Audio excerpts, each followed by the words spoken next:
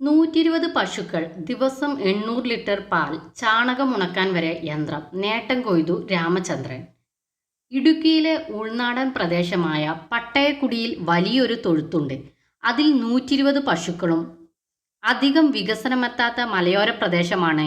പശു വളർത്തലിലൂടെ നേട്ടം കൈവരിക്കുകയാണ് തെങ്ങനാൽ രാമചന്ദ്രനും കുടുംബവും. കറവയന്ത്രം മുതൽ ചാണകമുണക്കുന്ന മെഷീൻ വരെയുള്ള സ്മാർട്ട് പശുഫാമാണ് ഇത്. പശുക്കൾക്ക് പാട്ട് കേൾക്കാനുള്ള സംവിധാനം, പുല്ലും പൈനാപ്പിളും അരിയുന്നതിനുള്ള യന്ത്രങ്ങളും ഒരുക്കിയിട്ടുണ്ട്. നല്ല പാട്ട് കേട്ടാൽ പശുക്കൾ നന്നായി പാല് ചുരത്തുമെന്നാണ് രാമചന്ദ്രൻ പറയുന്നത്. വനത്തോട് ചേർന്ന് കിടക്കുന്ന പ്രദേശമാണ് പട്ടയക്കുടി. രാമചന്ദ്രന്റെ കുടുംബം പതിറ്റാണ്ടുകളായി ഇവിടെ താമസിക്കുന്നവരാണ്. 10 ഏക്കർ ഭൂമിയിൽ കൃഷി ചെയ്തായിരുന്നു ഉപജീവനം.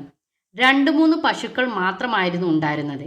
കാട്ടാനയുടെയും കുരങ്ങിൻ്റെയും കാട്ടുപന്നിയുടെയും ഒക്കെ ശല്യം കാരണം കൃഷി ചെയ്യാൻ പറ്റാത്ത അവസ്ഥയുണ്ടായി. ഇനി എന്താണ് ആലോചിച്ചപ്പോഴാണ് പശു വളർത്തൽ വിപുലമാക്കിയാലോ എന്ന് തോന്നിയത്. ഭാര്യ ലീലാമ്മയും മകൻ ബിനുവും മരുമകൾ അഞ്ജലിയും കൂടെ നിന്നു. 10 വർഷം മുൻപ് വലിയ തൊഴുത്ത് കെട്ടി കുറച്ച് പശുക്കളെ വാങ്ങി. പാൽ വിൽപ്പനയിലൂടെ നല്ല ലാഭമുണ്ടായി. കാലക്രമേണ 120 പശുക്കളായി.